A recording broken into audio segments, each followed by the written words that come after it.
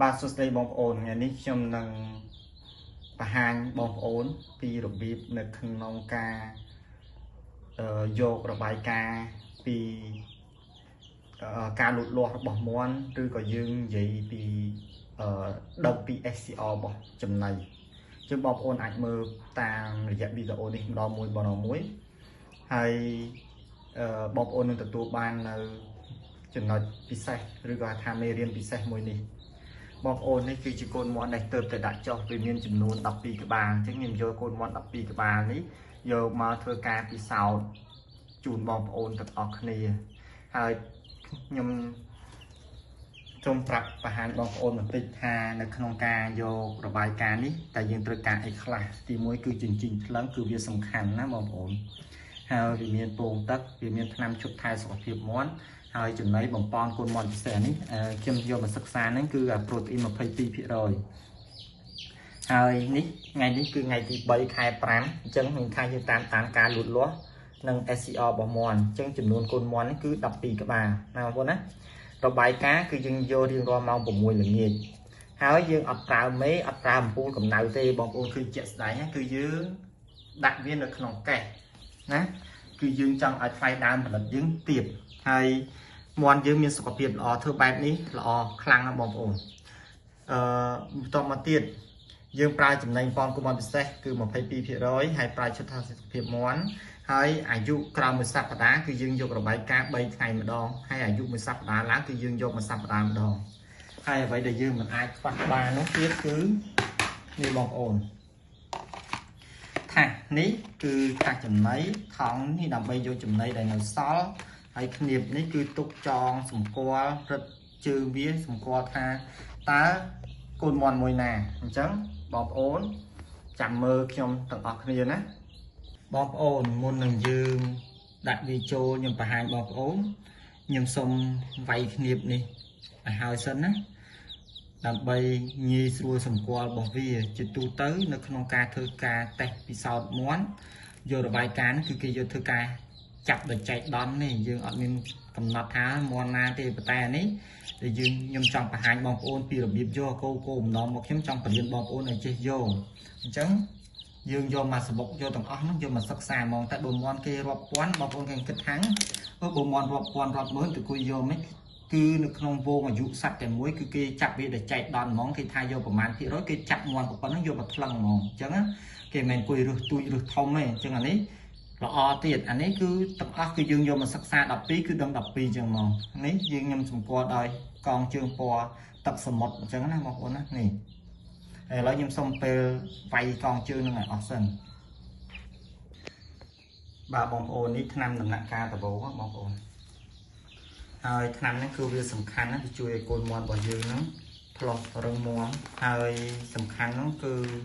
ជួយកូនមាន់របស់យើងនៅក្នុងការបម្រែបម្រួលអាកាសធាតុចាប់ពីកន្លែងភ្ញាស់មកនៅកន្លែងយើងថែនេះវិញខុសគ្នាវាអាកាសធាតុខុសគ្នាស្ថិរភាពខុសគ្នាអញ្ចឹងវាជួយកូនមាន់យើងបែបហ្នឹងឲ្យធំធាត់លឿនរឹងមាំអត់ងាយរាករូសអត់ងាយហើមពោះអញ្ចឹងណាបងប្អូនហើយឥឡូវខ្ញុំចាប់ដើមថ្លឹងបង្ហាញបងប្អូនទាំងអស់គ្នាឲ្យច្បាស់ណាមកជាមួយខ្ញុំទាំងអស់គ្នាបងប្អូនឥឡូវខ្ញុំសូមបើកអញ្ជិញហើយខ្ញុំថ្លឹងចំណេញឲ្យបងប្អូនមើលជាក់ស្ដែងសិននេះ00គឺចំណេញហ្នឹងគឺយើងដាក់ចូលគឺ998ហើយវានឹងសិនណានេះខ្ញុំកាត់ត្រាណាខ្ញុំកាត់ត្រាអញ្ចឹងចំណៃ997យើងយកអញ្ជិញពិតយកយើងនឹងគឺ997ក្រាមនេះយើងយកមកប្រើអស់ចាំយើងថែមទៀតខ្ញុំតាមដានឲ្យបង្ហាញបងប្អូនហ្នឹងគឺ2ខែ60ថ្ងៃអញ្ចឹងឥឡូវយើងដល់ពេលថ្លឹងកូនមាន់ម្ដងនេះឥឡូវយើងមើលសបករបស់នេះសិននេះមកទៅណាសបកនេះសិនគឺ124ចាំមើលលោកក្រោយវគ្គក្រោយខ្ញុំរកសបកណាផ្សេងដើម្បីឲ្យងាយស្រួលនេះ112.4ក្រាមយើងកាត់ត្រាវាច្បាស់លាស់អញ្ចឹងបន្តមកទៀតយើងដាក់ចាប់កូនមាន់របស់យើងទាំងអស់ហ្នឹងមកឡើងលើអញ្ជិញហ្នឹងហ្មងនេះ2 buồn của mùi cùng bay đập đập pì chẳng côn mòn đập pì các bạn nó vì miền tầm ngôn 566 นี่คนมอนดับปีกบ้านจำนวน566ดอกสะเบาะมา114.4 chẳng đọt máu cứ tụi muốn bỏ mòn năng chết đầyนะบอลไงตักโจไงดำโบให้จำนายเยอะคือบัวได้การเปิดมาบอลแล้วยังยอมมาเลยสักนะมาจัดយើងចាំវានៅក្នុងថែវានៅក្នុងកេះគឺតែប៉ុណ្្នឹងឯងបងប្អូនកេះមួយមកតែប៉ុណ្្នឹងគ្រប់គ្រាន់ហើយបន្តមកទៀតកូនតាប់ថ្ងៃដំបូងយើងអត់ត្រូវការកលទេយើងដាក់ផ្ទាល់អញ្ចឹងតែម្ដងនេះចំណៃយើងឲ្យស៊ីម៉ានក៏បានដែរព្រោះយើងថ្លឹងចំណៃដើមគ្រារួចហើយអញ្ចឹងចុងក្រោយមកស្អែកឡើងយើងថ្លឹងទៀតបានហើយអញ្ចឹងនេះ3ថ្ងៃមិនមែនស្អែកទេ3ក្រោមមួយអាទិត្យហ្នឹង3ថ្ងៃយកម្ដងណាបងប្អូនឥឡូវយើងដាក់ចំណៃប៉ុន្តែមិញខ្ញុំភ្លេចប្រាប់បងប្អូនថា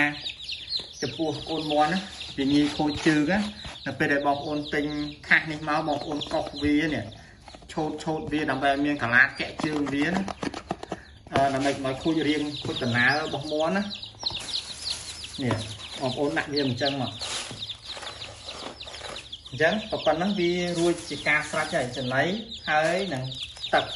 បងប្អូនកុំដាក់ទៅគៀនពេកតែដាក់នៅគៀនពេកវាចូលទៅជាប់ហ្នឹងអត់កើតទេបងប្អូនអញ្ចឹងនេះឥឡូវបងប្អូនមើលជាក់ស្ដែងថ្ងៃនេះជាថ្ងៃដំបូងរបស់យើងណាហើយ3ថ្ងៃក្រោយបងប្អូនចាំមើលថាតើកូនមន់ទាំង12ហ្នឹងវាវិវត្តផ្លែកបែបណាខ្លះវិវត្តផ្លែកប៉ុណ្ណាបងប្អូនណាខ្ញុំបង្ហាញបងប្អូនច្បាស់អញ្ចឹងនេះចំណៃអានេះថ្នាំអានេះជីងទៅរបស់យើងខ្ញុំទុកកត់ត្រានៅកន្លែងហ្នឹងតែម្ដងអញ្ចឹងជួបគ្នានៅ3ថ្ងៃក្រោយទៀត